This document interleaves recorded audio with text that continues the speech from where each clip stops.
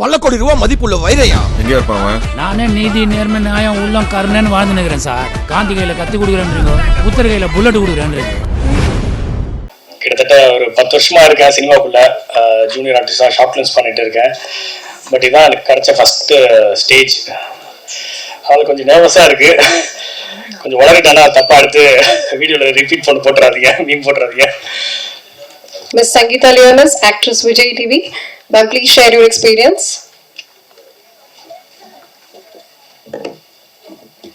எல்லாருக்கும் வணக்கம்.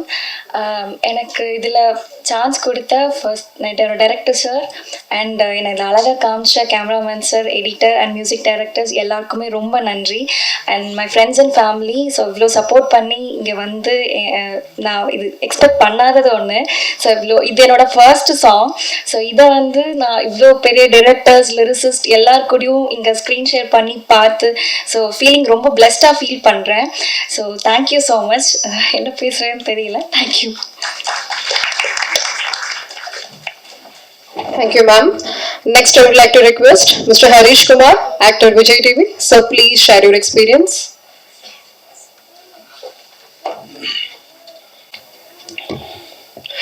எல்லாருக்கும் வணக்கம். இது என்னோட முதல் மேடை. கிட்டத்தட்ட ஒரு 10 வருஷமா இருக்கேன் சினிமாக்குள்ள. ஜூனியர் ஆர்டிஸ்டா ஷார்ட் ஃபிலிம்ஸ் பண்ணிட்டு இருக்கேன். பட் இதான் எனக்கு கிடைச்ச ஃபர்ஸ்ட் ஸ்டேஜ். அவளுக்கு கொஞ்சம் நர்வஸா இருக்கு. கொஞ்சம் உளறிட்டானா தப்பா எடுத்து வீடியோல ரிப்பீட் பண்ணி போட்டுறாதீங்க, மீன் போட்டுறாதீங்க. ஏன்னா இப்போ நான் காலேஜ் காலேஜ் படிக்கும் போது ஃப்ரெண்ட்ஸ்லாம் ஷார்ட் ஃபிலிம்ஸ் எடுக்கிறேன்னு சொல்லி சொல்லிக்கிறேன். வந்திருக்க எல்லாருக்கும் நன்றி. ஏன்னா நன்றி சொல்ல இடத்துக்கு நான் இல்லை. ஏன்னா எனக்கு தெரியாது இவ்வளோ பெரிய ஒரு ஆப்பர்ச்சுனிட்டியாக அது மாறும்னு எனக்கு தெரியாது. நவீன் சார் வந்து கதை சொன்னார், வந்து இது மாதிரி ஒரு கான்செப்ட் இருக்குன்னு சொன்னார். ஸோ இந்த ரேன் மியூசிக் டைரக்டர் ரேன் என்னோட 4 years ஃப்ரெண்டு. ஸோ அவர் சாங் போட்டு காட்டிட்டு இது மாதிரி ஒரு ஆல்பம் சாங் சொல்லும் போது கான்செப்ட் சொன்னார். ஓகே, கை கொடுது. ஓகே, கான்செப்ட் சொன்னார். அது கேட்டால் எனக்கு அப்போ தான் ஒரு 7 months பேபி இருந்தது, எனக்கு குழந்தை பிறந்தது. ஸோ எனக்கு உள்ள ஒரு கனெக்ட் இருந்தது. ஸோ அதனால நம்ம வந்து பண்ணலாம் ப்ரோ அப்படின்னு சொல்லிட்டு ஒரு சீரியல் பார்த்துட்டு நீங்களே பேரா பண்ணுங்க, ஐ மீன் நீங்கள் அப்புறம் கூட பேரா பண்ணியிருக்கவங்களே சேர்ந்து பண்ணுங்க அப்படின்னு சொன்னார். சரி ஓகே அப்படின்னு அவங்ககிட்டையும் பேசிட்டு கமிட் பண்ணோம். அதுக்கப்புறம் அது இட்ஸ் அ லாங் ஜேர்னி. அதுக்குள்ள பேக் போனாக அந்த ஒரு ஃபர்ஸ்ட் பார்க்கணும் நவீன் ப்ரோ. அதுக்கு அடுத்து பேக் போனாக இருந்தது பார்த்தீங்கன்னா டிஓபி ஃபைசல் ப்ரோ தான் நம்மளுக்கு. ஏன்னா தென்காசியில் ஷூட் பண்ணோம் ஒரு 4 days. லொக்கேஷன்லாம் பார்த்துட்டு வந்துட்டு நம்மளை வந்து ப்ரோ அங்கே ஷூட் பண்ண போகிறோம் அப்படின்னு சொல்லியிருந்தாரு. சரி ஓகே அப்படின்னு சொல்லிட்டு கிளம்பி போயாச்சு. பட் அங்கே போனால் ரொமாட்டிக்காக ஒருத்தர் தான் இருந்தார் ஷூட்டிங். இது ஃபுல்லாக பண்ணது ஒரே ஒருத்தர் தான். அவர் கூட அசிஸ்டண்ட்டும் ஒரே ஒருத்தர் ஹெல்ப்புக்கு மட்டும் இருந்தாங்க. மற்றபடி அங்கே என்ன சொல்கிறது, இது ஒரு சினிமா இதுவாக நடக்கலை. ஏன்னா பட்ஜெட் ப்ராப்ளம்ஸ் இருந்தது, நிறைய என்ன சொல்கிறது அந்த கிளைமேட் இஷ்யூஸ் அது மாதிரி இருந்தது. ஸோ அதனால வந்து ரொம்ப கம்மியான டைம் தான் ஆச்சு ஷூட்டிங்கே நம்மளுக்கு. இப்போ நான் ஃபர்ஸ்ட் சீன்லாம் பார்த்தீங்கன்னா அது ஒரு 15 minutes ஷூட் பண்ணாது. ஸோ அதுக்கு வந்து நம்ம முக்கியமான காரணம் வந்து டிஓபி ஃபைசல் ப்ரோ தான். ஸோ அவர் தான் ஃபுல் அண்ட் ஃபுல் இது இப்படி வந்திருக்கிற காரணமே அவர் தான். ஏன்னா அங்கே நடிச்ச நாங்கள் 2 பேர் தவிர்த்து யாருமே நடிகர்கள் கிடையாது. எல்லாருமே அங்கங்கே யார் இருக்காங்களோ அப்படியே லைன் கட்டி கூப்பிட்டு வந்துடுறாரு, வாங்க இது மாதிரி ஒரு எடுக்கிறோம், விஜய் டிவியில் சீரியல் பண்ணுறவங்க வந்திருக்காங்க, ஃபோட்டோ எடுத்துக்கோங்க அப்படின்னு சொல்லி திரட்டி கூப்பிட்டு வந்தவங்க தான் எல்லாருமே. அந்த இடத்துல அந்த ஹாஸ்பிட்டல் ஆகட்டும் எல்லாமே வந்து அப்படி பர்மிஷன் கேட்டு வித்தின் 10-15 minutes தான் ஒரு இடத்துலையுமே டக்குன்னு ஃப்ரீ வைப்பாரு, ப்ரூ போயிடலாம் அப்படின்னு டக்குன்னு ஷூட் பண்ணிடுவாரு. ஏன்னா நம்ம டேரக்டருக்கு தான் ஃபர்ஸ்ட் டைம் டைரக்ஷன். அவர் வந்து சிஆர்பிஎஃப்ல இருந்திருந்தாலும் அது ஒரு நாலேஜ் இருக்குது, அதாவது இதுக்குள்ள அவருக்கு நாலேஜ் இல்லை. ஏன்னா அவரே சொல்லுவார், இல்லை ப்ரோ எனக்கு டீம் நல்லா எடுத்த மாதிரி வேணும்னு சொல்லி. ஸோ இவரு தான் வந்து ஸ்பாட்ல இதை பண்றதெல்லாம் அவர் பார்த்துட்டு இருக்காரு. என்ன ப்ரோ இதுக்கு இவ்வளோ டைம் எடுக்குமா, டக்குன்னு போயிடணும்னு நினைச்சேன் அப்படின்னாரு. அப்போ சார் சொல்லியிருந்தாரு இது மாதிரி டக்குன்னு குழந்தை பிறந்தோன்னே கிளம்பிட்டாரு கார் பிடிச்ச அப்படின்னு. அதுக்கு பின்னாடி நாங்கள் பட்ட கஷ்டம் எல்லாம் தெரியும். அதுக்கு பின்னாடி ப்ரோ பெரிய இது இருக்கு ப்ரோ, பர்மிஷன் கிடைக்காது அப்படின்னு சொல்லி ரொம்ப பேசிட்டு இருக்காரு. ஒரு 10 minutes ஷூட் பர்மிஷன் கிடைச்சிருக்கு. பட் அவர் 1/2 மணி நேரம் பேசுறாரு, இல்லை ப்ரோ இது இப்படி எடுக்க முடியாது, பர்மிஷன் கேட்க ப்ராசஸ்லாம் நம்ம எடுக்கணும் அப்படின்னு சொல்லிட்டு இருக்காரு. பட் எங்களோட நேரம் பற்றாக்குறையினால அதை பண்ண முடியல. அதனால அது அவரும் தப்பு கிடையாது. டைம் இல்லாதனால நடந்த விஷயம் தான் அது. மற்றபடி அவர் வந்து நான் கன் ஹோல்ட் பண்றதுலேருந்து எல்லாத்துக்கும் என்ன வந்து என்ன சொல்றது ரொம்ப திட்டிக்கிட்டு இருந்தாரு. நான் கண்ணா இப்படி டக்குன்னு எடுத்து பிடிச்சிட்டு வந்தாரோ, இல்லை ப்ரோ இப்படி பிடிக்கக்கூடாது, இப்படி ஹேண்டில் பண்ணணும்னு சொல்லி அதுக்கே ஒரு 10-15 மினிட்ஸ் எனக்கு ட்ரைனிங் கொடுத்துட்டு இருப்பாரு. பட் அது ஏன் சொல்றாருன்னு எனக்கு தெரியும். ஏன்னா வந்து வெளில பார்க்குறவங்க வந்து ஜஸ்ட் இன்னும் நடிச்சிருக்காம்பா அப்படின்னு இருக்கக்கூடாது. இது வந்து ஓகே நிஜமாலே ஒரு மிலிட்ரியில் இருக்கவங்க பண்ணியிருக்காங்கன்ற மாதிரி ஃபீல் பண்ணுன்றதுக்காக அவர் பார்க்குறேன். ஏன்னா அவரோட பெட்டாலியன் இருக்கவங்க பார்க்கும்போது என்னடா இது அப்படின்னு கேட்டக்கூடாதுக்காக அவ்வளோ மெனக்கெட்டு பண்ணிக்கன்னு தெரியும். பட் நேரம் பற்றாக்குறையால வந்த அவுட்புட் தான் ஆக்சுவலி இது. பட் அவர்கிட்ட அடுத்த ப்ராஜெக்ட் வந்துச்சுன்னா இதோட பெட்டர்மெண்ட்டா வரும்னு எனக்கு ஒரு பெரிய நம்பிக்கை இருக்கு.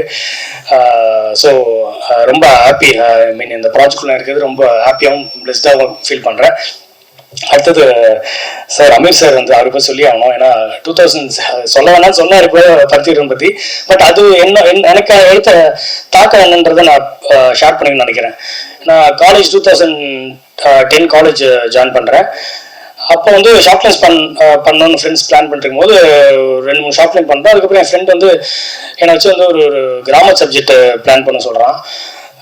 என்னடா நான் எப்படி கிராமத்தை பண்ணுறது எனக்கு தெரியாதுடா, அந்த வாழ்விலே எனக்கு வராது அப்படின்னும் பருத்திவீரன் ஒரு படம் பாரு அப்படின்னு சொல்கிறான். நான் படம் பார்க்க மாட்டேன்டா, எனக்கு கொஞ்சம் சில சீன்ஸ் பார்த்து எனக்கு ஒரு மாதிரி இருந்துச்சு, நான் ஃபுல் படம் பார்க்க மாட்டேன் அப்படின்னு அந்த டைமில் இந்த மெச்சூரிட்டிக்கு நான் சொல்கிறேன். இல்லை நீ பார்த்துட்டு வா உனக்கு தெரியும் அப்படின்றான். அதை நான் ஃபுல் படம் பார்க்கறதுக்கு ஒரு நாள் பார்த்தேன், 2 நாள் பார்க்குற உட்காந்து படத்தை. நான் அது எண்டு கிளைமேக்ஸ் எல்லாம் எனக்கு ஒரு மாதிரி ரொம்ப என்ன சொல்கிறது, ஒரு மாதிரி எப்படி எனக்கு ஃபீல் சொல்கிறது தெரியல, ஒரு மாதிரி அழறதா இதுவாக இருந்தா ஒரு மாதிரி அந்த ஃபீல் எனக்கு சொல்ல தெரியல. அது மாதிரி இருந்துச்சு. இல்லைடா எனக்கு இது படம் எனக்கு பார்த்துட்டு எனக்கு இது இதுவாக இல்லை அப்படின்றான். இல்லை திருப்பாரு அதே சொல்லிட்டே இருக்கான். எனக்கு இருந்த நாலேஜ் மெச்சூரிட்டிக்கு எனக்கு வந்து அந்த படம் இப்போ பெருசாக புரியல. ஷார்ட்ஃபிலிம் தானே பண்ணுறோம், வாடா போய் பண்ணலாம் அப்படின்னு. ஸோ அதே மாதிரி லுங்கி கட்டிட்டு அதே மாதிரி ஒரு ஒரு பேக்ராப்ல நாங்கள் போய் ஷூட் பண்ணிட்டு வரோம். ஸோ அது என்னோட ஃபர்ஸ்ட் எக்ஸ்பீரியன்ஸ். அமித் சார் வந்து எனக்குள்ள வந்தது வந்து அதுக்கப்புறம் பார்த்தீங்கன்னா வடச்சென்னையில் வந்து சார் நடிச்சிருந்தாரு. நான் ஜூனியர் ஆர்டிஸ்டாக ஒர்க் பண்ணியிருந்தேன். அப்போ சார் பின்னாடி இருந்தால் பார்த்துருக்கேன் நான். ஓகே இவர் தான் பருத்திவீரன் டைரக்டர் அமீர் சார் அப்படின்னு. ஸோ அப்போ பார்க்கும்போது நான் பின்னாடி நின்றுருப்பேன், சார் பெர்ஃபார்ம் பண்ணிட்டு இருப்பாரு. அதெல்லாம் பார்க்கும்போது ஒரே கூஸ் பம்ப்ஸாக இருக்கும், நம்ம நிற்கிற இடம் ரியலா இல்லையா அப்படின்னு. சார் ரியலாக இருக்குன்னு இப்போ எனக்கு அதே மாதிரி ஒரு ஃபீல் தான். ஏன்னா இவ்வளோ பேர் வந்து நான் நடித்ததை பொறுமையாக உட்காந்து பார்த்துருக்காங்க. பார்த்துட்டு அதை பற்றின ஒரு விவாதம் போகுது அப்படின்னா கொஞ்சம் ரொம்ப சந்தோஷமாக தான் இருக்கு எனக்கு இது நான் சொல்கிறதுக்கு. ஸோ அப்புறம் நம்ம 3 Dots ஸ்டுடியோ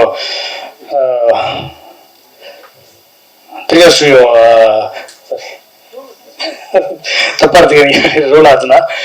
ஸோ இந்த இது ஆடியோ லேபிளில் லான்ச் பண்ணுறதுல ரொம்ப சந்தோஷம். அதாவது இந்த ஃபர்ஸ்ட் வந்து எங்களோட நான் நடித்த ஒரு இது வருதுன்றது எனக்கு இன்னொரு ரொம்ப ஒரு ஒரு சந்தோஷமாகவும் ரொம்ப பிளெஸிங்காகவும் தான் ஃபீல் பண்ணுறேன்.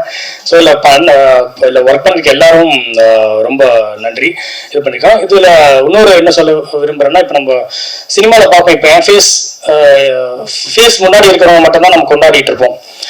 ஹீரோ ஹீரோயின் கேரக்டர் ஆர்டிஸ்ட் அது மாதிரி போயிடும். பின்னாடி இருக்க டெக்னீஷியன்ஸ் பற்றி நம்ம பெருசான ஒரு விழிப்புணர்வு இல்லாமல் போயிடும். பட் அவங்க பின்னாடி வந்து அது ஒர்க் கரெக்டாக பண்ணலன்னா இவங்க பண்ணுற ஒர்க் எல்லாமே பாதிலின்றோம். அது மாதிரி தான் இங்கே வந்து நம்ம ஆர்மியில் வந்து ஜவான்ஸ் சிஆர்பியில் இருக்கவங்கலாம். ஸோ மெயினாக நம்ம பெரிய போஸ்டிங்கில் இருக்கிறவங்கள பற்றி தான் படங்களோ இதுவோ பெருசாக வந்துட்டு இருக்கே தவிர்த்து இவங்களை பற்றின ஒரு இது வந்து பெருசாக வரல. அதை பண்ணுறதுக்கு நம்ம அதுலேருந்தே ஒருத்தர் வந்திருக்காருன்றது தான் இங்கே வந்து நோட் பண்ணி கொண்ட விஷயம். ஸோ அடுத்தது இதை பற்றின இதுவாக ஒரு கொண்டு வருவாருன்னு நம்புகிறேன். ஸோ ரொம்ப சந்தோஷம். Happy to be here. Thank you so much.